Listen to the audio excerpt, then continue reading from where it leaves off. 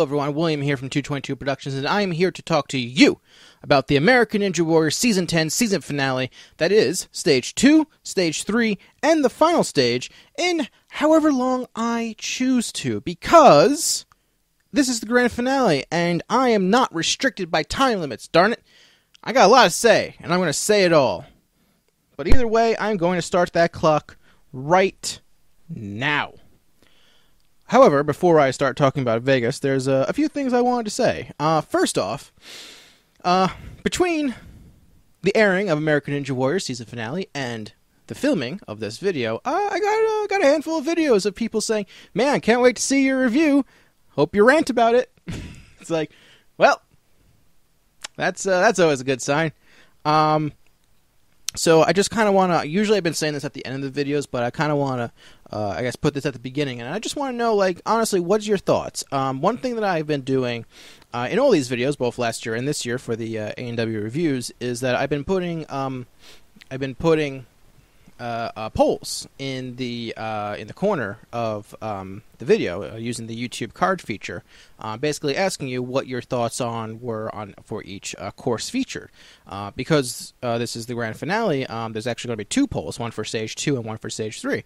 I would love it if you voted on these polls to give your opinion on what you thought of the courses in general.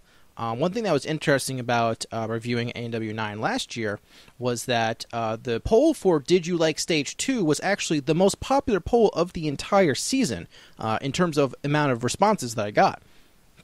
What's also interesting is that it was also by far the most negative poll results of the entire season, so I'm really curious to see how that's reflected in this season for American Ninja Warrior for Stage 2, because well, we're gonna see what happens.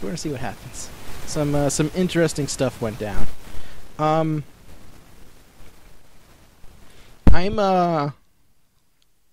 also just want to say that I just want to thank everyone for your patience. I know that these reviews got off to a bit of a slow start, kind of with the delay and stuff, and it was never my intention, and I just want to apologize. I want to thank you for your patience, and I want to thank you for your kind words when I made my return. It really meant a lot to me, and my hope is that after these videos are done, I will be able to provide additional videos for you on a pretty normal basis. My goal is to at least have one a week. That's why part of the reason why I'm doing the NNL clips that I recently started doing. But basically, I want to kind of stay on a bit of a consistent schedule. So if you like what you saw and you haven't subscribed yet, please make sure you subscribe. I talk about Ninja Warrior. I make videos about Ninja Warrior and obstacle courses in general. It's not just me here talking. You're going to see stuff that involves action and movement. And every February, I go to the National Ninja League and I film that and interview ninjas. Some of your favorite ninjas, possibly. There's a lot of good stuff, and if you happen to know anyone who is interested in this sort of stuff, just share and let them know. Just let them know that this exists, and if they're interested, they could subscribe as well. The goal right now is to try to get to 1,000 subscribers, and the sooner I can do that, the better. And any sort of support that you can give in terms of sharing the video would be much appreciated. But let's get some more Ninja Warrior stuff. First, I want to address my shirt. You may notice that it says Nagano right here. That is because this shirt is the shirt that I bought from Makoto Nagano when he visited America for the National Ninja League Season 2 Finals last year in 2017. That was the one that was in Apex NorCal. Meeting him at that event was a big honor, and he is such a nice guy, and I got this shirt amongst other things, but it's a very comfortable shirt. He has an autograph right here. I'll give you a good look at the logo design right now. Yep, see that? Yeah, it's a cool logo. What's also cool is what's on the back. Yeah, that's right. Yep, it's got a handprint. So, yeah, that's really cool. I felt appropriate for the season finale American Ninja Warrior. I wear a shirt that represents a true Ninja Warrior champion, or Sasuke champion to be more specific, but yeah. You know what I mean. But enough dilly-dallying. Let's let's talk about Stage 2 of the Vegas finals in the grammatically incorrect Mount Midoriyama on American Ninja Warrior Season 10. I got everything I need. I got a clipboard. I got my notes. I'm all good here. So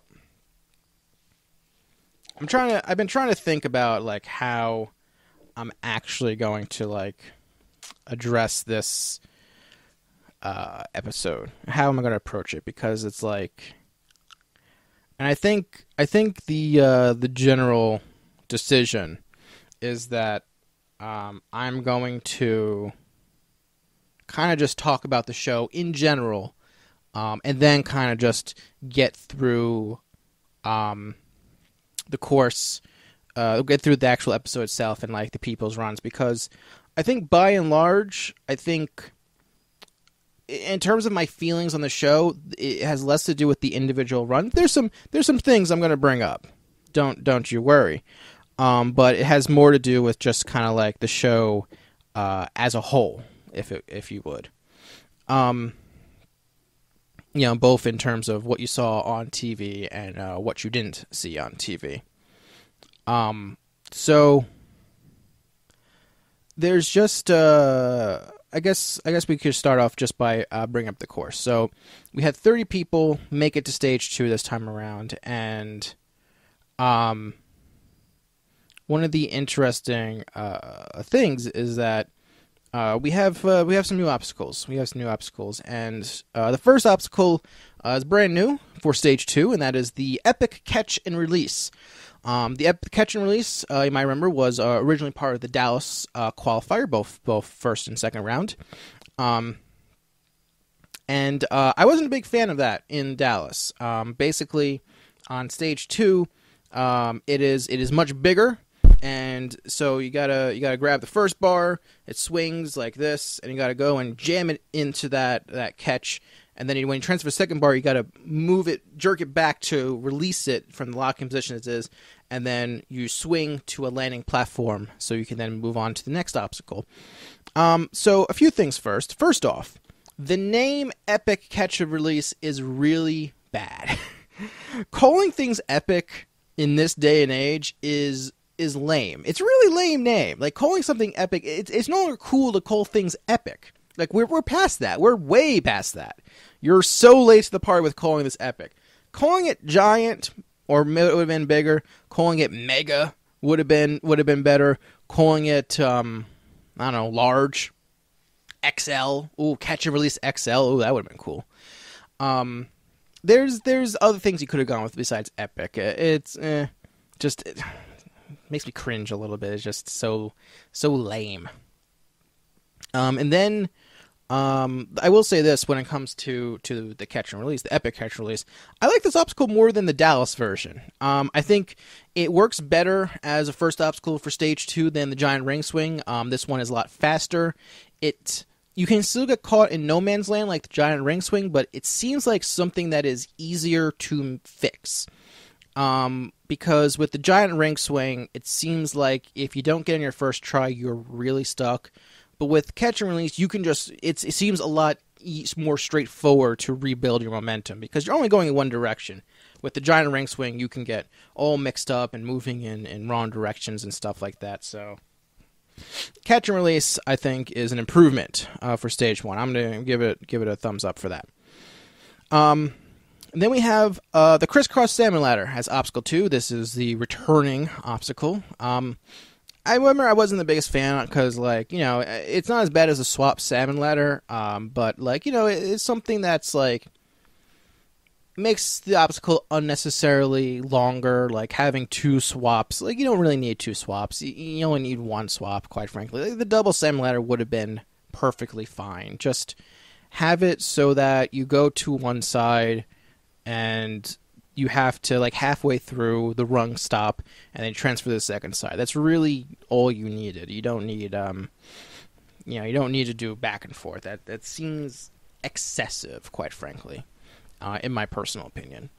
But it's kind of inoffensive. And then it was a brand new obstacle. This was the winning obstacle of the American Ninja Warrior Obstacle Design Challenge, which is interesting because other than the Slippery Summit, I don't think there was any other obstacle that was like even came from the Obstacle Design Challenge, because I think it's just this and Slippery Summit. So at least in terms of official from the contest, I'll get to that later on. But there's a new obstacle called Deja Vu. It came from Kevin Carbone. I actually talked to him about it at the NNL finals. He's a smart dude when it comes to obstacle design and course design theory and all that. He's a smart dude. But basically the idea is there's 3 sets of hooks, 2 bars going across these hooks, and they're attached to each other by string. So you grab them in the first hook, you unhook yourself, you swing, you got to hook onto the second hook. The third hook, I should say. You swing onto the third hook. So you're holding like this, do a big swing. And then the middle hook, there's like a double hooking system to basically help the bar stay in place. You go back to the middle hook, you unhook yourself, you do a big swing, and then you jump to the landing platform. I like this obstacle. It doesn't seem like it takes too long to complete. That was sort of like my concern, was like how long does it take to complete. It doesn't seem like it takes too long. I like the obstacle. I wonder how draining it is. There was sort of like this weird thing where like it seemed like the bar was like popping out for some people of like the hooks, and I don't know how much of that is like the obstacle fault and how much of that is the ninja fault. It's kind of hard to tell when you're watching on TV with like, you know, the editing and all that. But I like the obstacle. One thing that's worth mentioning is that if you watch the Brazzi Bros behind the scene footage, you'll know that at one point there was actually a 4th row of hooks. So instead of going from the middle hook to just swinging and dismounting, you got to go from that middle hook, swing, and hook that one, and then dismount. That would have made it a lot more difficult, honestly. I think 4 hooks would have been overkill for a stage 2 obstacle. If this was a stage 3 obstacle, yeah, I can understand doing a 4th row of hooks, but for stage 2, that would have been overkill. And so at some point between testing and filming, they removed that 4th row whenever that happened. So yeah, I like the Deja Vu. I was kind of just trying to think about some of my thoughts, and I was just sort of like, I was thinking about the Deja Vu after watching. I just sort of thought to myself, like, I've just been in this place before, you know, higher on the street, and I know it's my time to go, you know, just calling you, and the search is a mystery, standing on my feet, it's so hard when I try to be me. Whoa. I don't know. It's very, very profound thoughts I have about the Deja Vu obstacle. Anyway, after the Deja Vu was the Swing Surfer. Well, Swing Surfer, but Swing Surfer. It's kind of a worthless obstacle. It's a long jump. It's a long jump onto a pillar. You grab on the pillar and then you jump to the rope. It's for a course that with such a long time limit, it seems so bizarre to have an obstacle that can be completed so quickly by design. And so it kind of feels out of place with, like, I guess, the design theory of the rest of the obstacles. But I'm just, like, looking at this, and it's just a long jump. That's all it really is. And so I don't completely understand why it's there. I feel like, I don't know, it would have been better if it was some sort of, like, balance obstacle instead of just a long jump, I think.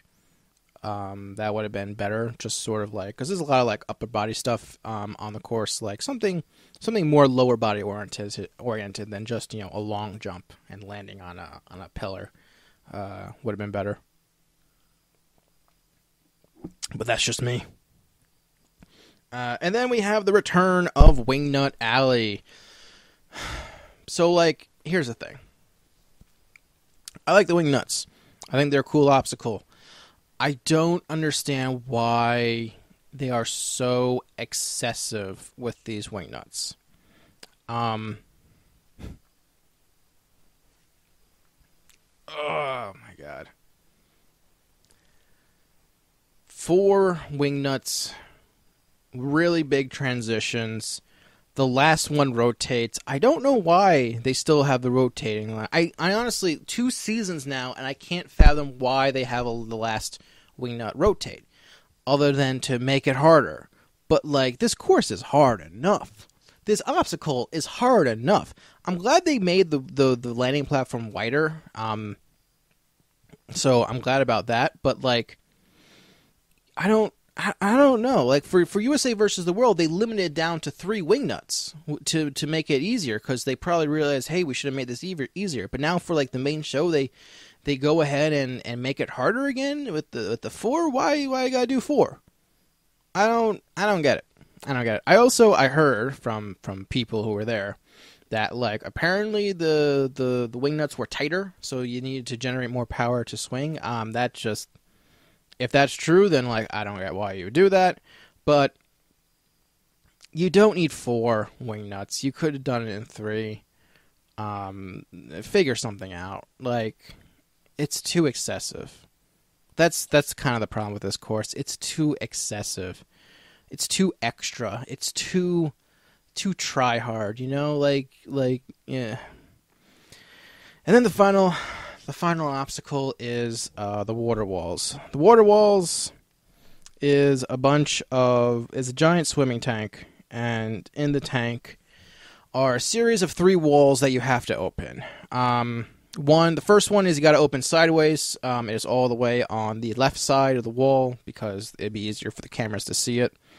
Third, I believe it's 50 pounds, they said was the resistance. Second one, you got to pull up. And the third one, you got to crank a wheel. I believe the second one was like 100 pounds resistance. This obstacle feels like it came straight from Fear Factor. Like, this is something you see on Fear Factor.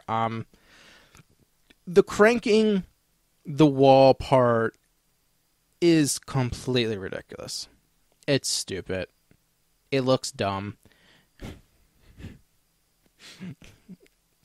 So, some of you who listen to the Final Stage podcast might remember that there was a conversation at one point that Inui, the current director of Sasuke, wanted to have a Stage 2 that was completely underwater. That is, if he had his way. And I sort of said to myself, like, how does that make sense? And how would that be implemented? And apparently, the water walls was one of the ideas that he had. One of the things that we discussed about. The idea of having some sort of wall lift underwater. It's worth mentioning that Inui was at the taping for ANW 10. And so I wouldn't be surprised. I never got confirmation this is true. I wouldn't be surprised if Inui had some sort of input on the water walls, because, like, I guess for those who don't know, Sasuke and AEW, they've had collaborations in the past, in terms of obstacle design, like, the TikTok / double pendulum, that was like a collaborated effort between the two. I don't know if he had involvement. I wouldn't be surprised it is. This obstacle sucks. It's slow. It's awkward.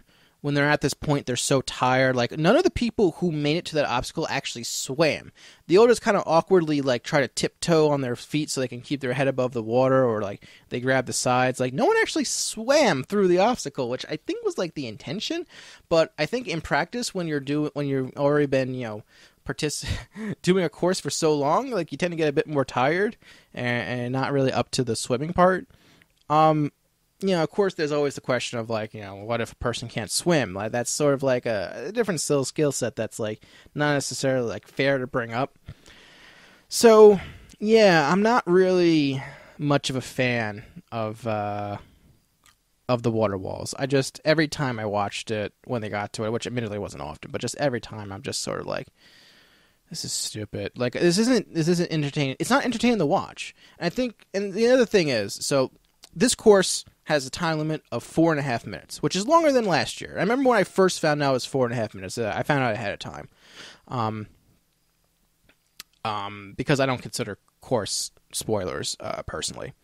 I found out 4.5 minutes. I'm just like, are you serious? Like, I keep talking about in Stage 1 when I was reviewing stage 1 about how when you have faster courses, it makes things more enjoyable. Like there's a point, like, stage 3 is fine. Like, it's fine for having a course with no time limit, but like 4.5 minutes is so excessive. There's so many variables, like, you have to keep in mind, because there's certain obstacles you can do fast. You can do the first 3 obstacles in less than 90 seconds. I saw that happen, which would mean that the remaining 3 minutes is dedicated to just the second half of the course. And you could do the swing server very quickly. So, like, about half of that time, we would say, is dedicated to just the last 2 obstacles of a 6-obstacle course. That seems excessive, honestly. That seems very excessive. The balance of the course difficulty, I don't... Because here's the other thing I don't get. I'm just going to, So, yeah, I'm assuming you've watched this episode. For those of you who don't know, only 2 people made it to the course. I don't get A&W. Because, like, on A&W Nation recently, they mentioned, actually, it was at the beginning of the season. The producer said in an interview that when they design a course, they design with the idea of having 25% of the people clear a course. So with 30 people, 25%, that's 7.5. So you figure 7 or 8 people clearing a course. That is something that they want.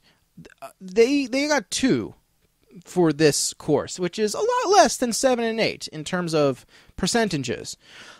Furthermore, I was in some contact with people who were there at the taping. I'm not going to say who, obviously, but one of the interesting piece of information that I got, and I'll certainly address this further on later on in this review. But apparently, as the night was going on, the producers were freaking out in, like, how few people were clearing. In fact, at one point, I was told that the producers were freaking out that, like, no one had cleared yet at the point that, this conversation was happening. And I just sort of, like, hear this sort of stuff, and I think to myself, how do these guys not get it yet? Like, I want you to keep this in mind. Obviously, they want more than 2 clears, because for several reasons. One, as I discussed in my LA review, the LA Finals review, viewers want clears. This is a TV show first and foremost. This is not a competition. This is a TV show first. It's competition second. And you got to keep your viewers entertained so you can get ratings. And people want to see more clears. They don't want to see 1 or 2 people clear a course until you get to, like, stage 3. Then it's okay. It's understandable. That's the point. But, like, people don't like it when you have 30 people and you resort to, and you cut them down to just 2. You want to see people actually attempt stage 3. And that's one of the issues, is that we barely get to see stage 3 at all on this show, and it's frustrating.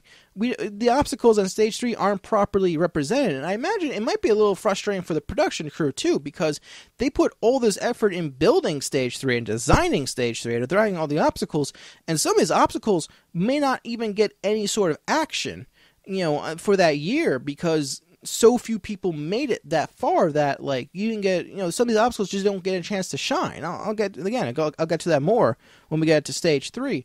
But, like, this is the 7th year A&W finals have been in Vegas. So we're not going to count the first 3 seasons, because that was Japan, and that was just a different A&W, a different rule set. So we've had 7 Midoriyamas in Vegas. Of those 7 years, which I'm including this one, of the 7 years that we've had Vegas, only 2 seasons resulted in more than 3 people clearing stage 2. That'd be A&W 5 and A&W 7. And that is why they are the 2 best stage 2s ever, in my opinion. And so I think it is, and so it's just one of those things where it's like, I hear, oh, the producers freaking out because, people aren't clearing, and it's like, what did you expect? Like, seriously, what did you think was going to happen? This happened last year. You kept Wingnut Alley, almost exactly the same. And Wingnut Alley was a big reason why so many people failed, and then you kept the obstacle. Did you just think everyone would go to get better at Wingnut Alley? Those are big laches. People can train those all they want. It doesn't change the fact they're tired. They have one chance at catching these long laches. It's a tough course. You made the course tougher this year. What are you thinking? Like, Deja Vu is fine as an obstacle, but if the point of the show is to get more people into Stage 3, or if that was your goal, why did you put Deja Vu in Stage 2? You should have put it in Stage 3, and maybe, honestly, it probably would have been better to put the Crazy Clocks in Stage 2, just because, at least from what I saw, it seems like that obstacle can be done faster. I do think the Crazy Clocks are actually easier than Deja Vu. That's just me. That's just me throwing at, spitballing based on stuff that other people have said and I've talked about. I like Deja Vu in Stage 2 just for the record. But I'm just thinking to myself, you have this new water obstacle that's tough and zaps people of their ability to breathe and takes their literally can take their breath away, and you're surprised that you only had 2 clears? I'm sorry, but you should have saw this coming with the course that you made. Even if you had 41 people again, you probably would have only gotten, maybe 2 more. I couldn't imagine more than 4 people clear this course. I think this is sort of a problem that happens, too much in obstacle design, especially with Ninja Warrior obstacle design, is that people, they overestimate the ability of the ninjas because they're designing the course and they're not fully testing what it's like to do the entire course. Here's I love the National Ninja League, but when they designed Stage 2 this year of the NNL Finals, they overestimated the ninjas' ability to clear that course. Because I know for a fact they were trying to get 20 people to clear that Stage 2. They got 5. And it's because there's so many. They have to do, they have to do 3 obstacles in a row at one point with no rest in between. And apparently it was supposed to be harder at one point. And it's just I think one of the things that people need to keep in mind when they're doing obstacle design, and Andy was kind of guilty of this too, is that you really need to think about the full course. You can't just think of the obstacles separately and whether or not they're doable. The challenge for a course like Ninja Warrior doesn't come from each individual obstacle necessarily. It also comes from trying to do the entire course in one go without messing up in the time limit. And so you got to keep that all in mind. And so obviously having a tester do the water walls fresh, the water walls are probably pretty easy if that's the only obstacle you're doing. But you do it at the end of a 4.5 minute course, it's hot, you're exhausted, you're trying to beat the clock. That obstacle is probably going to be a lot harder. And so my big question is, how many? I guess it's sort of weird because they can't test the course until they build it, but by then it's already too late. And so I guess from the design phase, they need to try to keep in mind the full picture. They can't just this is just me speculating. But it feels like they're designing the obstacles separately, but not keeping in mind the entire course when they're designing the obstacles. That is sort of the feeling I got. I am blown away that the Wingnut Alley is still 4 Wingnuts and not 3. They really should have cut it down to just 3. And so I say that, they need to... I hope they learned that maybe just tone down Stage 2. That's all you need to do is tone down Stage 2. Look, I'd still complain about the water walls, but if 5 people cleared, even just 5 people, I would have been a lot more comfortable with Stage 2 and the results. But you only got 2, and I'll get to that in a little bit. So I'm just trying to think if there's anything else in general about Stage 2 before I start talking about the actual episode. How far are we in? And I haven't actually talked about the episode yet. Oh dear God, it is almost a half hour. About a half hour. Great. So, so yeah. So for American Ninja Warrior, they had a boring song for the intro. Like, okay, would it kill Ninja Warrior to get a rock song for the intro? It's always like, I'm trying to remember. It's like, oh, we're all warriors. We're gonna conquer the course together. We're all warriors. Hand in hand, we're gonna do it and clear. I don't know. I don't remember the exact word, what song they. That's part of the problem. Like, the songs that they pick is generally so unremarkable.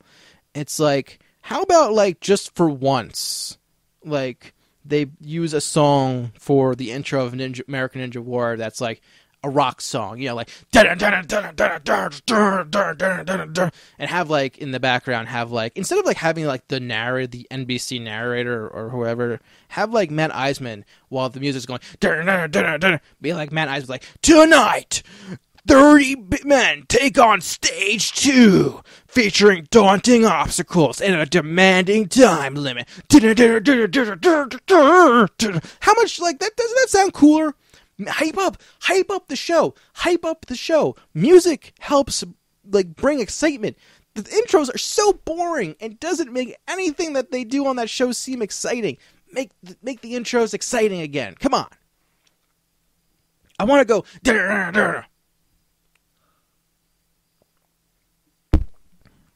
I killed my throat for a second there. All right. Enough dilly-dallying. Let's talk about first run they showed was Josh Salinas. He's getting married. Hooray! Basically just talked about his wife. It's fine. He failed Wingnut Alley. He slipped off the third nut. He had about 2 minutes left when he got to the Wingnut Alley. It was a fine run. He gave it a good shot. Hopefully we'll see him back. For some fast forwards, Nicholas Coolidge slipped off the crisscross salmon ladder. Tyler Gillette fell on the Deja Vu. I've just been in this time before. And Casey Suhaki, unfortunately, also failed the Deja Vu higher on the beat. And it was at this point that Man Akbar announced that the last ninja standing this season for the first time ever would win $100,000. That is, if no one wins the million.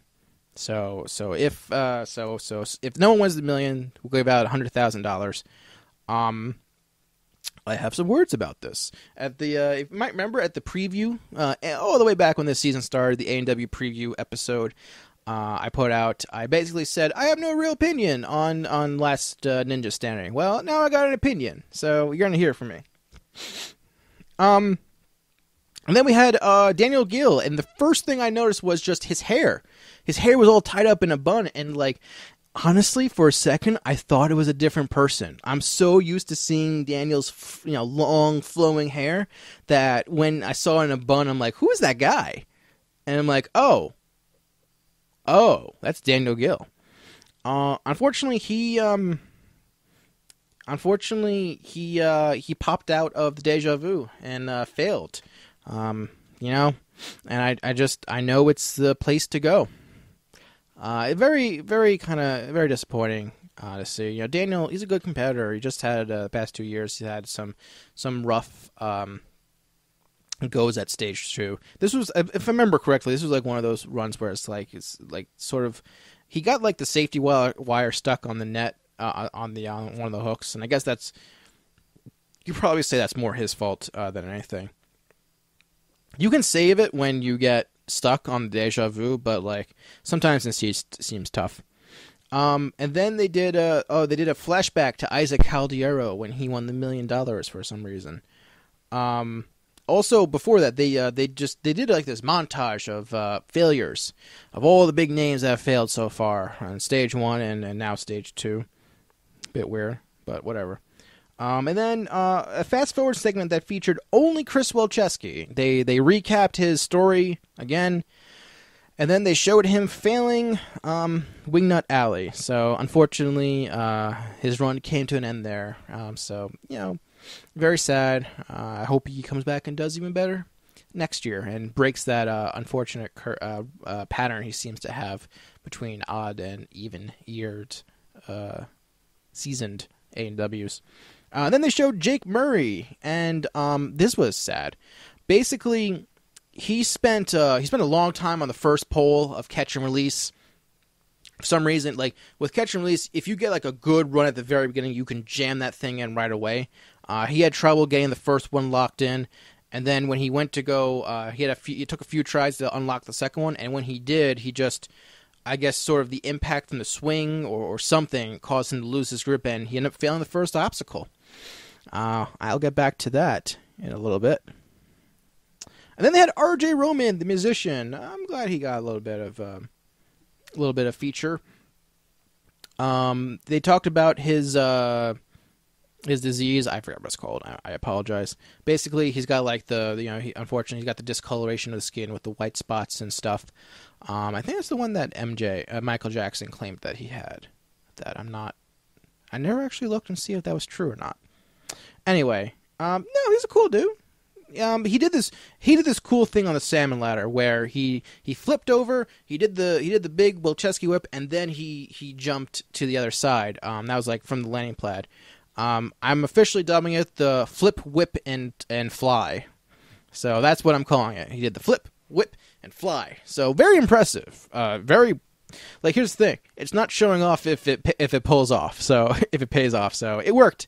It was an efficient body movement, I guess you can say.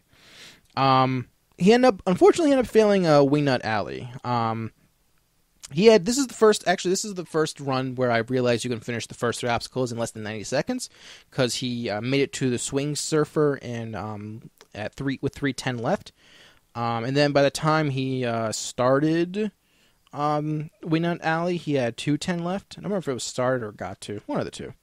But unfortunately, on the transfer from the second to the third one, he flipped off the nut trying to grab it. So, oh well, good first season for him. Hopefully, we'll see him again. Some more fast forwards. Lucas Reale failed the crisscross salmon ladder. Dan Palisi fell off of Deja Vu, Calling You, and The Search is a Mystery. And Josh Levin, unfortunately, failed Wingnut Alley, going from the 3rd to 4th nut. Man, I don't know what they have against Josh Levin this season, but he got fast forward 4 times this year, even though he cleared the first 3 stages, the first 3 courses, hitting 3 buzzers. Very few people did that this season. I don't get it. I hope they're not like punishing him or something like that, because he deserves more love than he got this season. Like, very disappointed in their portrayal of Josh Levin. And then we had Nagi Richardson take on the course. So his featurette for this run was talking about how last year when he cleared the course on stage 2, he had an asthma attack mid-run, and he had to deal with that. And so as a result, after he revealed that on social media, he was like talking about how he did some speaking for the Asthma Foundation, and how like, oh, he's scared of the water walls for that reason. And so it was a very interesting run to watch. It was kind of like, so right. So he was looking okay at first. He made it to the Wingnuts with 2.5 minutes left, that's pretty good. That's 2 minutes. 2 minutes to do the first half, and then 2.5 to do the second half. But one thing I noticed is that as he's doing the course, he was like checking his breathing, making sure like his asthma was in check. Also during this run, this was the first time I noticed that some of the grip tape for Deja Vu is peeling off. And I assume has been peeling off the entire night. I'm assuming it's when it hits the hooks. When sometimes ninjas cause it to hit the hooks. It rips the tape a bit, so it's interesting. But yeah, the whole breathing thing was the real story. Nagi was able to beat Wingnut Alley, and he had a full 90 seconds left at the water walls, but I don't know what happened. I guess his breathing just caught up to him. You know, he was having breathing troubles. One of my concerns, like I said, with the water walls was like, I don't know how well people can swim.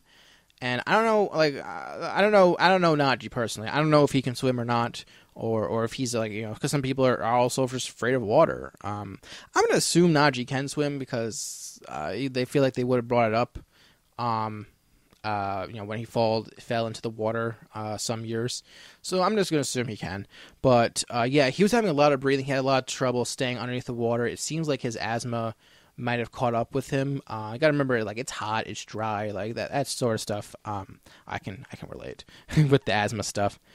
And he timed out after getting past the third wall. All he needed to do was to get out of the pool and hit the buzzer, which doesn't take that a lot of time.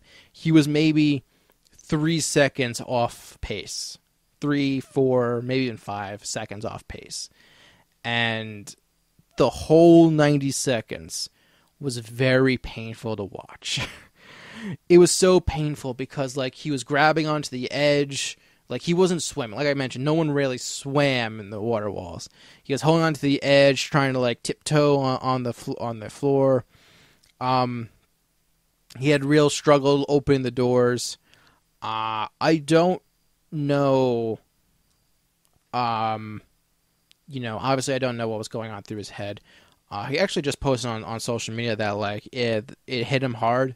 The failure hit him hard. I guess I can understand why. Getting that close, being defeated by, I guess what is essentially a medical condition. That's gotta suck. A few things about the water walls that I'm just sort of remembering now. I don't like the way they look. The fact that it's like the walls themselves are clear plastic, it makes it really hard to actually see the walls themselves because I think it's underwater and stuff. I feel like it would have been better if the doors themselves of the water wall had, like, some sort of tape to outline the border of, like, the hole and the wall, just to give you an idea of, like, how big the hole is, how big, the doors are, something like that. Something to just sort of give better visual cues, especially with the crank one, because it didn't seem like there was really anything on the door. I feel like they should have done something like that. Also, holy post-editing, whenever someone turns the crank, they added a very obvious squeaky noise in post. Yeah, that was hilariously bad, to say the least. But yeah, I feel bad for Nagi. Nagi was one of my picks to do well. I thought he was going to make it back to stage 3, and unfortunately, just didn't happen. So in more fast forward news, Angel Rodriguez actually got some airtime, but unfortunately he failed the crisscross salmon ladder. Mike Murray, no longer relegated to commercials, failed the Deja Vu. And Carson Voiles failed the Wingnut Alley, unfortunately. And then we had Matisse Owahi, big endorsement package once again. Just basically all these people saying how great he is and stuff. He was doing well on the course, but unfortunately he failed Wingnut Alley, going from the second to third Wingnut.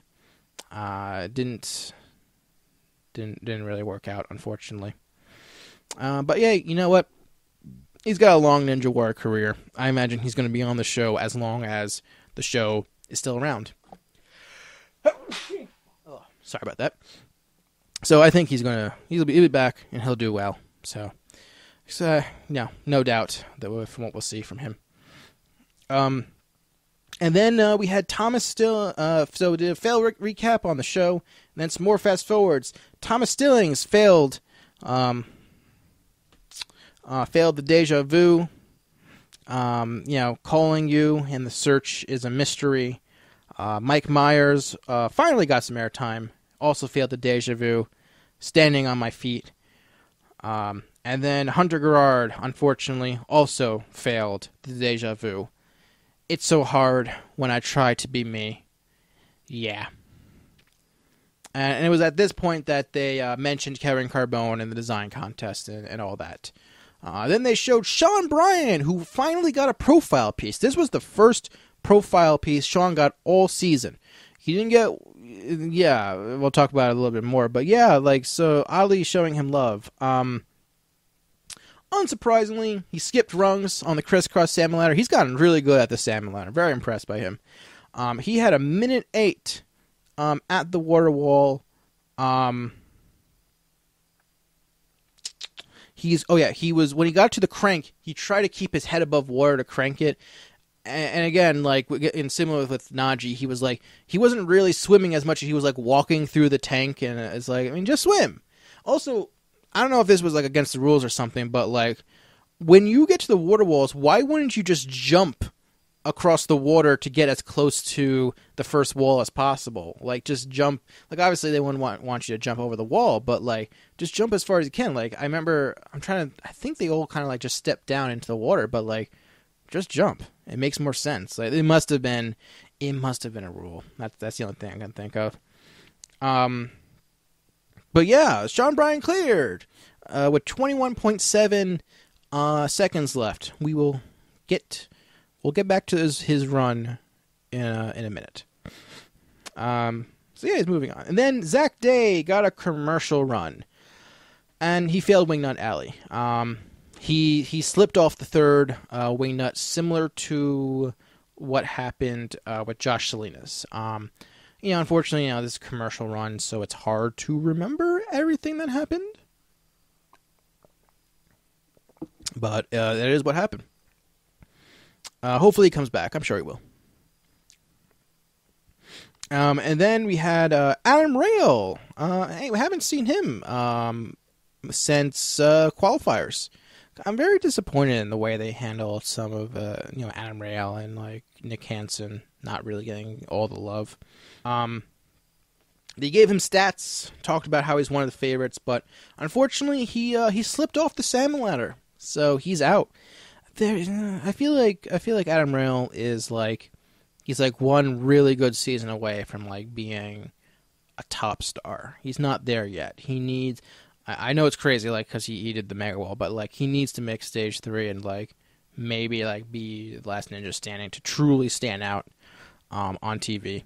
And then they did Austin Gray, and like, okay, this got a bit repetitive because they repeated a lot of the kidney stuff again, and it feels like they keep regurgitating the same story. I do like that they at least added on to the fact that like he recovered very quickly compared to when he first competed in Minneapolis. Yeah, I believe it was Minneapolis.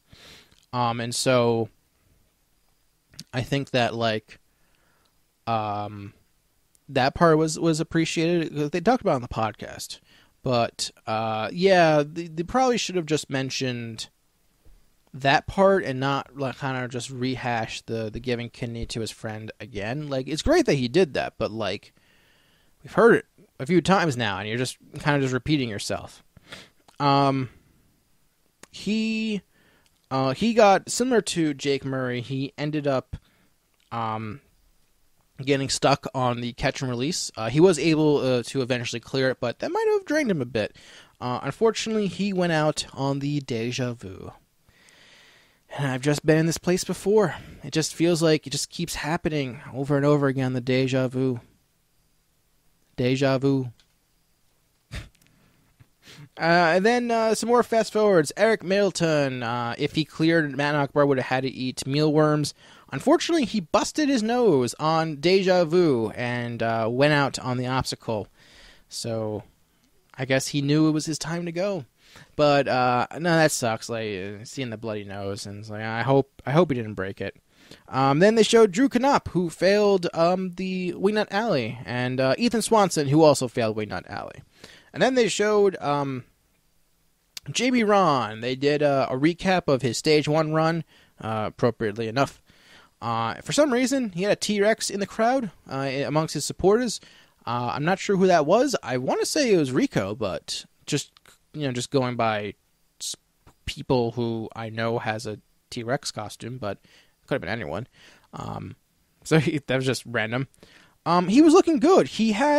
When he started the Wingnut Alley, he had 2:16 left, but unfortunately, going from the first to second Wingnut, he whiffed and he went out, and it's really disappointing because last year he fell victim to the fact that the finishing platform was so small. That if they had the platform that they had last year, he would have cleared. He probably would have cleared stage 2, and he still hasn't cleared stage 2, which sucks. I want Jamie Ron to clear stage 2 already, and oh god, it sucks. Why is the Wingnut Alley so difficult? Why? All right, so fast forwards. Jonathan Stevens, who has been gone fast forward and not featured at all, despite being a rookie who got the first 3 buzzers, failed the salmon ladder. It's a shame he didn't get more love. And Brian Burkhart got TV time, but he failed Wingnut Alley. And so the last run that they showed, keyword run that they showed, was Drew Dreschel. So I think it's safe to say, every year Drew is one of the favorites. I don't think it's any secret. For his profile, they did a recap of what happened to him stage 2 last year. Basically banged his arm and fell off the Wingnut Alley as a result because he overcompensated. He was too good at lashaying. He got a little caught up on Deja Vu. Got a little scared for a second, but he saved himself, so that's good. He made it to the Wingnut Alley with 2 minutes and 44 seconds left. That is a lot of time. He started at 2:02. He made it through the Wingnut Alley successfully. It seemed like no problem. He had 1:23 left at the water walls, and he was able to get through the walls. He was able to make it look pretty easy. Hilariously, one thing that I noticed from the video footage, is that so for the third wall, the one that you crank, he's getting to, so he's cranking the wheel, and it looks big enough, and basically Drew goes to dive, and he ends up, as he's trying to get through the hole, he ends up banging the door to go all the way up, and it's wow, does the crank have any resistance to it? It went up so easily. You didn't actually need the crank. You just got to open up a little bit and you could just do the rest of your hand like that. That was kind of lame. He ended up clearing with 38.65 seconds left, and the crowd went crazy, went absolutely nuts. They were so happy to see him clear. I imagine he was happy to see himself clear. And here's where I tell you some behind-the-scenes stuff. There's a reason that crowd was going so crazy and so wild for when Drew cleared. So let me give you some background. So for those of you who don't know, the order of which everyone runs in Stage 2 is based on how much time you had left in Stage 1 when you cleared. The slowest Stage 1 runs were on first, and the fastest runs go last. So, if you remember, Jake Murray had the fastest, Drew Dreschel had the second fastest. Drew Dreschel, from what I was told by people who were there and saw it happen, is legitimately the first person to clear Stage 2. They went 28 runs in a row with no one clearing. Now, you might be thinking to yourself, wait a minute, what about Sean Bryan? If Jake was last and Drew was second to last, surely Sean ran before him. Well, yeah, and this is where things get a little bit interesting. So, remember when I said that the producer was freaking out about lack of clears? So, apparently the producer was freaking out that no one had cleared yet. I don't know in reference when this freak out was happening. But basically, there's a few things you got to understand. It's that sometimes reruns happen. So, from what I was told, of the first 10 people who ran, 8 of them failed the Deja Vu. So you look at the list, you'll see who the 10 slowest times from Stage 1. They ran first. 8 of them failed Deja Vu. After that, they made a change to Deja Vu to nerf it. They nerfed Deja Vu for whatever reason. Maybe they thought it was technically not fair. Something about the the length of the bars, if I remember correctly from what I was told. Not that length of the rope, but basically those people got a rerun. And those 10 guys ran after Jake failed stage 1. Stage 2. Sean Bryan actually timed out at the water walls during his first run. So I just want to quickly go over the messages that I was given. So what happened with Sean Bryan was, and this is sort of like a bit of like a, word was going around. So there was some conversation about whether or not Sean had a bit of a technical issue when he was attempting the walls. That maybe the doors got jammed or something. Again, this is a bit of a game of telephone going on here. But there was apparently Sean's family had brought up the concern to the producers in terms of whether or not the doors properly functioned when he was opening them. And so they gave Sean a rerun. But they didn't give Sean a full course rerun. They gave him a rerun from only the water walls. Basically, I mentioned that he had, I believe he had a minute 8 left at the water walls. So they started him from the water walls with about a minute 8 left. And basically, before he ran, they said, do a lap, get your heart rate up, tie yourself out a little bit. And so they filmed him from the water walls doing that again with a presumed fixed version and doing that. And so, to my understanding, Sean ran after the 10 reruns also. To my understanding. And it's entirely possible that part of the reason they were so willing to give Sean Bryan a rerun was because of, no one had cleared at that point. So Drew was legitimately the first person to clear. Sean was the second, even though it should have been the other way around, whatever.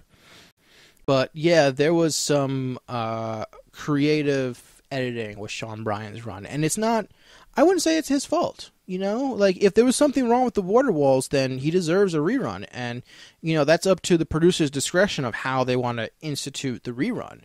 If they just want to say, do a lap to tire yourself out a little bit and then we'll restart you at the water walls, that's their fine. But when I hear stuff like, they reran, they reran people and the producers are freaking out because no one had cleared yet. It's a lot of interesting stuff that you hear. Like I said, A&W is a show. If it was truly just about making a hard course and they wouldn't do any of this stuff, really. But they do, because they want people to clear, because they know people like it when people clear. And they probably wanted, like I said, I mentioned the 25% thing. They probably wanted like 7 or 8 people to clear, and they didn't. And so they need to figure something out. Basically that's sort of the whole thing, is that like they need to figure out what they're going to do with Stage 2. It needs to be nerfed for various reasons, but like most of all, it's just not as fun. I watched, the water walls, just watching do the water walls is not fun. Seeing, I guess the best way to put it is that it's my thoughts on Stage 2 is similar to like my thoughts on Stage 3 of Sasuke. I haven't watched Sasuke 35 yet. And it's just because like there's just this feeling of like no one's going to clear. It's not going to happen. Like, you know, you look at in the past with, you know, Sasuke's the past, you know, even after, like, you know, stuff with, like, you know, the new cliffhangers and all that, there was always this feeling of like, oh man, that's tough, but I know they can overcome it. You know, I know the people will eventually overcome it. But with that ultra crazy cliffhanger, vertical limit Kai combo with no rest in between, I just looked at that stage and being like, no one can do this. This is literally impossible to do this entire course. And I tuned out. And yeah, and for those of you who are going to mention, who know, like, yeah, I know they added a rest pad in between the cliffhanger and vertical limit. You know, the damage has been done, in my opinion. Also, I think the ultra crazy cliffhanger is just overkill in general, in terms of difficulty. And with with AEW, I'm kind of getting to this point where it's like, no one's going to clear. You know, it's amazing. Like, they want a woman to clear stage 2. I'm just going to be frank. Like, right now, there is not a woman who can clear stage 2 in the time limit. Even if all 12 women made it to stage 2, I don't think any one of them can do it, simply because almost no one can clear stage 2, period. Like, Drew is a very special athlete. And very few people can match his ability and consistency, overall consistency. He's not super consistent, like Joe has been, overall. But he's a very skilled person. And there's a reason people consider him like the overall favorite to be the next Ninja Warrior champion. But, like, I think, you know, like I said in the beginning, they're just overestimating exactly what the ninjas are capable of doing physically and just giving this nearly impossible task. Stage 2 is not supposed to be nearly impossible. It's supposed to be challenging. It's supposed to be difficult, but nearly impossible to the point where only one person was able to clear it without reruns, and in some case, and only two people were able to clear it with the reruns afterwards out of 30. That's not fun. And it doesn't allow us to see stage 3 that much. And so it's very frustrating, and it's kind of getting to this point of like, what's, you know, I guess the biggest thing to think of is like, you know, those carnival games where like it's secretly rigged and you can't see why. It kind of feels like that. Like, the show is building up. It's making you feel good. The show looks possible. You know, the qualifiers. Oh, you know, they made the qualifiers and finals a little bit easier and more doable, and you can clear in stage 1. Oh, you know, you know, all these people can clear, and then you get to stage 2, and it's just, you feel a bit bamboozled almost as a viewer. You just make this impossibly difficult course, and it's like, it's not fun.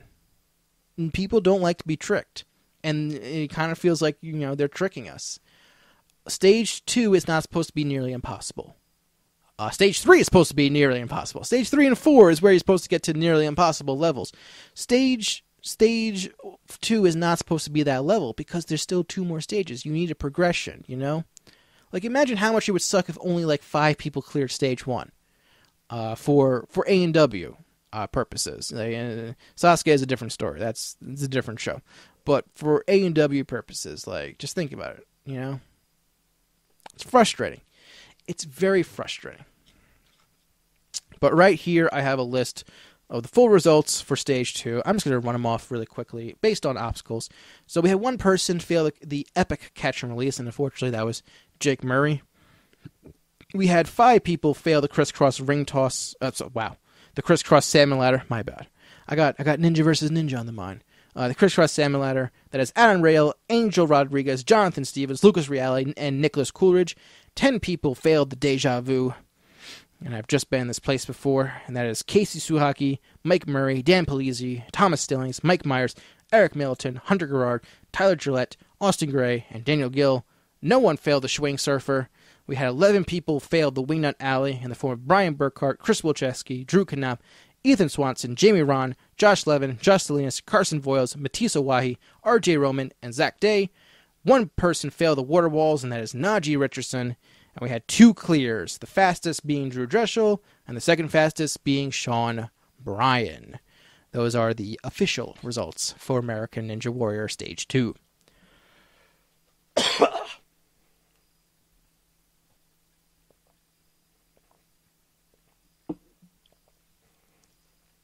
Oh boy. And now on to stage 3. 2 people left. $1 million and plus, or $100,000 on the line. Let's go over the course. So first up is the floating boards with the V shape to it. I like the floating boards. I think it's time for a new obstacle in the first position. The floating boards, I'm pretty sure, has been in every A&W. I feel Vegas final, to be more specific. I feel like it has been. So yeah, I'm not sure what's up with that. And then spot 2 is a new obstacle called Unguard. I kind of mentioned before that, like, technically there is a third obstacle that came from the design challenge. This is it. For those who don't know, Kevin Brecky, he won the obstacle challenge last year with the Crank It Up, and then he got hired by ATS, so he works on the show. But in between him getting hired, he submitted obstacles to this year's obstacle design challenge. And one of those was this On-Guard obstacle. I recognized it right away when I saw it. So basically, this is like a combination of I would say it's a combination of like the pipe slider and the flying bar. I almost think this would work better as a replacement for the flying bar, but if you made it longer. But basically the idea is you have a telescoping bar that goes in and out. So you got a long version, you got to do a transfer, you got to shorten it, and there's 2 walls that block you, and to get on get on a smaller, a narrower track, and then you got to jump through the barrier, and after you pass the barrier, you got to extend it and land on a wider track. And for those of you wondering, the reason it's called On Guard is that it's a fencing reference. It's what you say when you take your sword and you unsheath it. When you unsheath your sword, you say, "On guard!" So that's what it's a reference to. I will say this. It's a cool obstacle. I like it.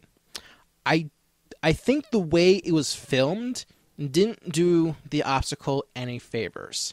I think, because like I said, I watched the Brazzi Bros behind the scenes video, and they did like a slow motion video of I believe Isaac Caldiero doing the On Guard, and I do think that kind of showing it in slow motion would definitely kind of get across the exactly like what makes this obstacle challenging, because it's when you saw both Sean and Drew do the obstacle, it's actually really hard to sort of see it get the whole feel for what's happening in motion because it's happening so quickly. So I think maybe some like overhead shots to kind of get an idea for like the different widths, or maybe like a straight on shot. Something else needed to be done with the camera work on this one. And then we had Crazy Clocks. I feel like this is what I would have preferred the Crazy Clocks were, as opposed to what we got in Miami. Because there's no like weird grip in the middle. It's 2 clocks. You know, you open them and then you swing to the second clock. I would prefer that if it's just clock to clock and no thing in the middle. It's fine. Oddly quick. But I guess the nail clipper version in Stage 3 of last year was kind of quick too. And there was a new Ultimate Cliffhanger, a redesigned version, a nerfed Ultimate Cliffhanger. That is one of the things I noticed immediately, is that this Ultimate Cliffhanger was nerfed. The ledges look closer together in certain areas, but more importantly, after the first 180 jump, which some people say looks shorter. I don't know for sure. I have to go back. But one thing I mentioned before, especially with my USA versus the World review for Season 9, is that in between the 2 180 jumps, there's a transition where from one board to the other, you have to hit a board that is further away. So if, let's say the ledge is right here, you got to jump from this side to this side, but like it's further away. But this season, because we got the aerial shots, you can see they're now even with each other. There's not even a jump anymore. It's just a simple, grab the next ledge. So they definitely nerfed the Ultimate Cliffhanger. It also got a bit of a redesign. It's got metal. It's like metal frames with plexiglass. I'm guessing this was done so they can put a crowd on the other side of Cliffhanger so they can see through it. It looks kind of ugly, to be honest. The Ola version looked ugly too, but this looks ugly also, to be honest. I'm not a fan of plexiglass cliffhangers, because I think it makes it hard to see the railings. That is sort of like my opinion on it. I get why they did it. It's for the audience, but I just sort of saw that. I'm like, ooh, I really hope that, like, I first saw it on a picture that was taken that day, and I thought, ooh, I hope that looks better at night. And then I saw it, I'm like, not a fan of how it looks, to be honest. But that's just me. I think, honestly, part of it's just so big. It's like, it needs to be changed. Honestly, just make the smaller ledges. Just make it simpler, but with smaller ledges, and just explain that, like, you made the ledges smaller. You know, people understand, I hope. And then after the ultimate cliffhanger, we had the curved body prop once again. It didn't look like that changed at all. So yeah, it's fine. I'm fine. I like the body prop. Fine with that. Then the return of the peg clouds. I would have liked to have seen it in action to get more of an opinion on it. Spoilers. And then Kane Lane, and I don't know. I can't have an opinion on this obstacle. I didn't get to see it. Like, I don't know. Like, I imagine it's a different track, but, like, I don't know what. Like, was this a good track that they used for Kane Lane? Kane Lane as a concept is pretty cool. I like it. But in the obstacle description rundown, they never actually got to show the track that much. So I don't know what the Kane Lane. I can't judge Kane Lane. I barely even got to see it. It's very interesting that they decided to replace the time bombs, though. I don't know. I wonder what the decision was behind that. And then, of course, we had the flying bar at the end. I'm always kind of like of a weird, like, two thoughts when it comes to the flying bar, because it's like, I like the flying bar. I do kind of wish it was replaced with the pipe slider, just because I like the pipe slider more. Like I said, I've said this in the past, pipe slider is always my favorite obstacle, and it's just because of the ending with the dismount and just how difficult that is. Flying bar is fine too. I would say a flying bar is harder on the lead up to the end of the obstacle, but the pipe slider dismount is harder itself, as long as you position it correctly. The actual dismount for the flying bar is easier than the pipe slider, in my personal opinion. So yeah, as I kind of alluded to, this was sort of, yeah. So before we got to stage 3, before they started airing stage 3, when I saw that the two people left were Sean Bryan and Drew Dressel, my immediate reaction was, gee, I wonder who's going to get the $100,000. Is it going to be the guy who's gotten featured every single round? Or is it the guy who didn't get a lot of love this season? Just for comparison, Sean Bryan, in the qualifiers, they started his run mid-session. He had no profile. They just said, hey, here's Sean Bryan. He made it to stage 3 last year. And that's it. For the regional finals, they did save him for the last run of the night, but again, he didn't have a profile. They started his run mid-progress, and that's it. They just sort of, it felt very rushed at the end. And then stage 1, he got fast-forwarded. They never actually showed his run, which is why I was shocked to see that he was the one who cleared stage 2 besides Drew, because prior to this episode airing, I'm thinking in my head, okay, who got shown in full on stage 1? Those are the people most likely to make it to stage 3. Because I'm like thinking to myself, maybe Jamie, but he got fast forward in qualifiers. Nagi probably has a good chance. You know, Matisse, he got featured a bunch.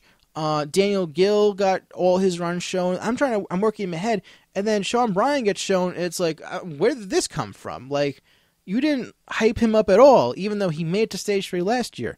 Meanwhile, Drew, like, they love Drew. He got full run after full run. He got full run in the Miami finals, even though he didn't clear, and the people who did clear got less airtime than him in terms of how much run was shown.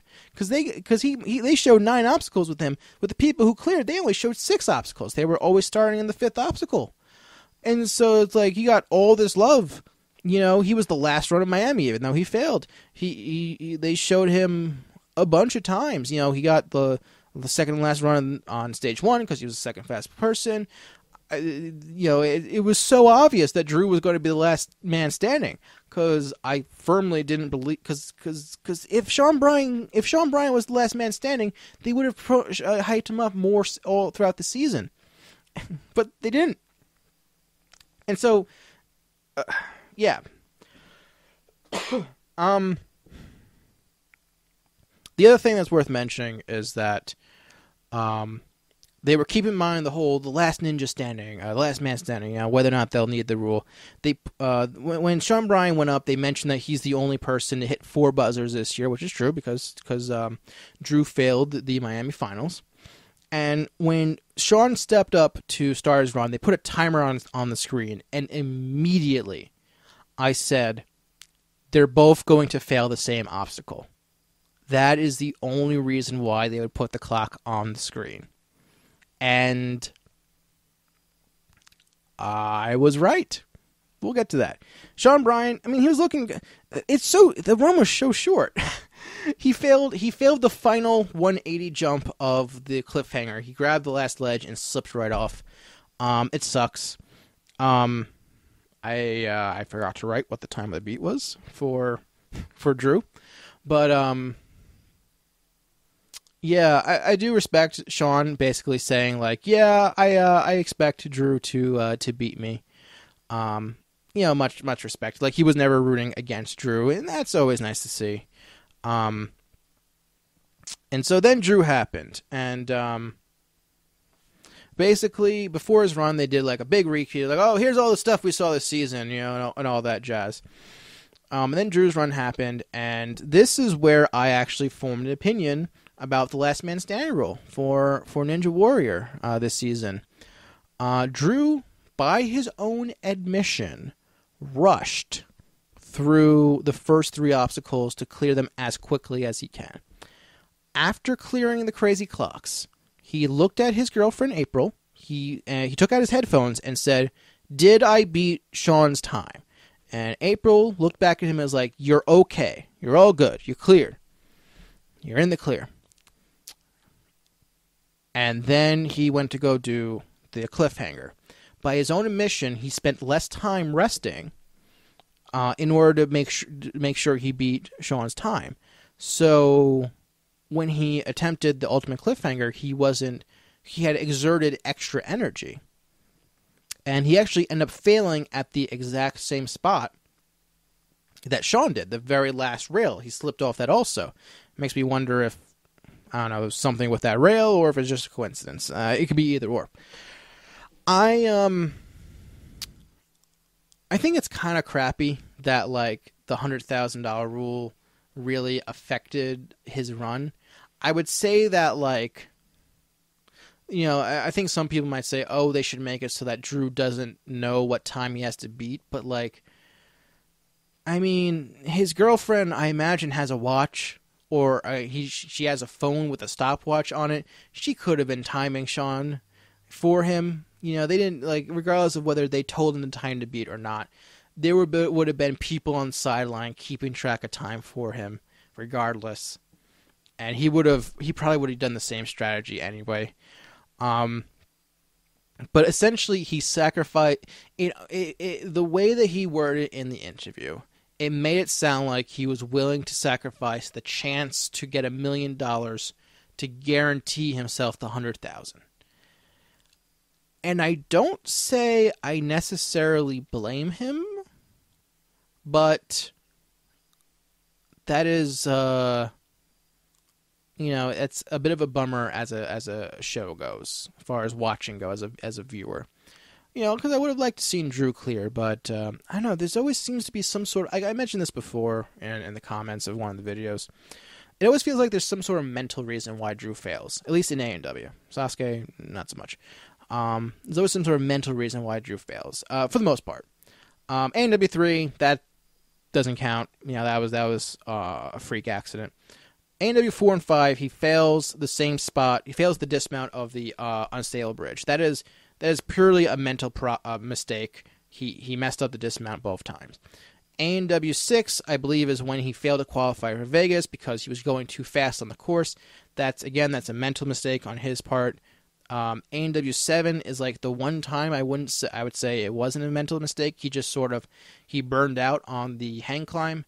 AW 8 was a mental mistake because he went for a foothold instead of a handhold, at least according to the show. And then AW 9 was, I guess, technically a mental mistake in that he overcompensated for the swing. He overexerted himself and ended up banging his arm like that. I guess you can say he overthought how much power he would need for the obstacle. And so there's sort of, and then there's this one where like he seemed to prioritize the 100,000, but he said he didn't really rest enough before the ultimate cliffhanger. And so I think that kind of like that relief of getting the 100,000 guarantee sort of like messed with his mentality of possibly clearing stage 3. I'd like to see Drew clear one day, but it always seems to be something. With him. It's kind of hard to judge stage 3 because like you only saw 2 runs. It's fine. From what I saw, I would have liked to seen this version of Cane Lane just to kind of get a better gauge. But yeah, they need to figure out what they're gonna do with stage 2 because I can't imagine that they're happy with this result in the end because they said they want 25% to clear. So you figure 7, 8 people clearing stage 2. That means 1 or 2 people are going to clear stage 3 and then get to see stage 4 in action. I think they want to show stage 4 in action again. I think they genuinely do, but we didn't get to see stage 3 that much even. And this actually, going solely by the Vegas episodes, this was the worst season results of A&W ever because this is the first time in Vegas history that no one made it past the cliffhanger. This is the earliest the season has ended in terms of obstacle progression through Vegas. And I guess, that's because of how the course was designed and how the show was designed for this season. I'm not here. I don't want to sit here and say that like, oh, the $100,000 rule is bad. They should take it away. Because I imagine there's going to be a lot of people who disagree with me, including the ninjas themselves. Trust me, I get it.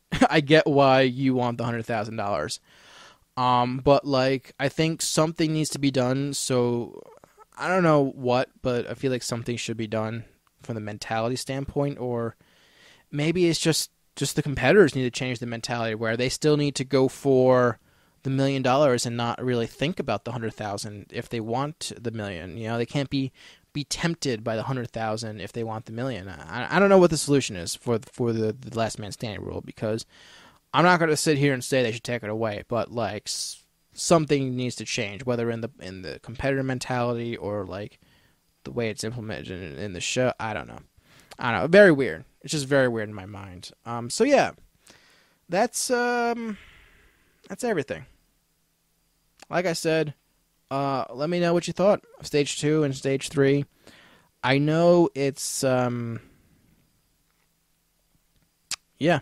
So just for the final results, we had 2 people fail the ultimate cliffhanger in the form of Sean Bryan and Drew Dreschel, who is the last man standing.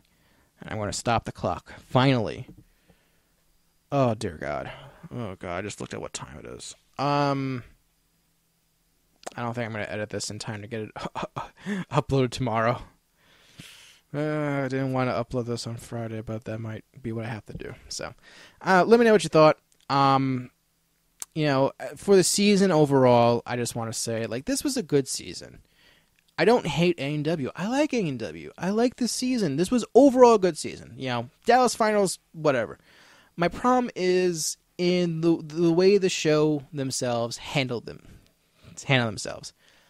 I think they prioritize difficult upper body obstacles too much, and that is something I feel like in both regionals, especially regional finals and stage 2.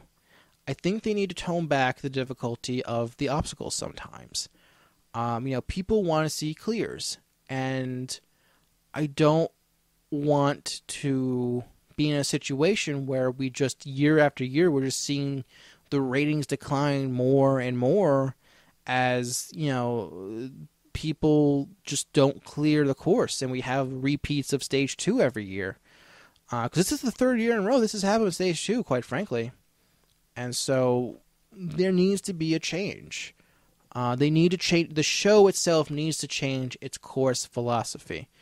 Because the competitors can only do so much. So many of these competitors are dedicating their lives to doing Ninja full time. You can't ask them to do more. So the show needs to change. I don't want it to be, I don't doubt that the show will be renewed for a season 11. But I don't want to be in a situation where at the end of season 11 we're saying, I hope there's going to be a season 12 or, and so on. Because, sometimes the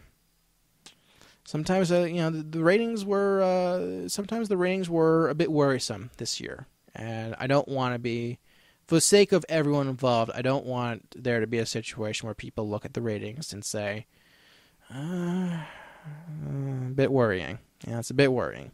It helps that it's a summer series, but yeah, there needs to be a change, I don't want AEW to get canceled. I want them to improve. I want them to improve the editing. I want them to make faster courses because I think that's when it's most enjoyable, and I want more clears, more consistent clears. I think that's some of the things that the show needs to work on. Because, yeah, the show is about human achievement, but that doesn't work when the course itself as a whole, when the 4-stage course as a whole seems truly impossible. Because if the viewers as a whole start viewing the Vegas course as truly impossible, they tune out. Because then what's the point of watching? If there's not even a chance of someone clearing, what's the point then? I just want to, I know I stopped the clock, whatever. Who cares? There's no timer. I guess the last thing I just want to mention, just because I almost forgot about it, but Final Stage is still just a rope climb, and I think that sucks. The fact that it is just for a show that prides itself on making these big, elaborate obstacles. I said this last year also. I'll say it again. For a show that makes these big, elaborate obstacles, like the fact that Final Stage is still just a rope climb, even after you had 2 people clear the rope climb. And last season on USA vs. the World, you had 2 people clear the taller rope climb in less than 30 seconds, is stupid. And they're doing USA vs. the World again. I saw a photo of the dual rope climbs. Change it. Change the Final Stage. Make it anything interesting. Sasuke has multiple versions of the Final Stage. Take one of those. I don't care which one it is. Take one of them. Do something different. Do something different. Of all the times that you decide to be different for different sake, or to make something more difficult for the sake of it, why is it not the Final Stage? Of all the times, why not the Final Stage? I hope the producers figure out what they're doing. Just to close this out, I just want to say, figure out how you're going to fix this. Because right now, ratings are declining, and viewers are getting frustrated. I don't know how many are getting frustrated, but it's getting frustrating to watch these season finales. That's kind of sucks that the season finales are like a downer of an episode always. It doesn't need to be $1 million winner every year, but I need to feel like there's at least a chance of it happening. I didn't feel like there was a chance of it happening this year. Fix this. Please. Fix this. Anyway, thank you everyone for watching. Like I said in the beginning, let me know what you thought in the comments below. Subscribe if you haven't. I do Ninja Warrior videos, and it's all going to be all good. And I'll be back for more videos besides just the ones where I'm here talking to a chair. And until next time, thank you everyone for watching. I'll see you later. Oh, God.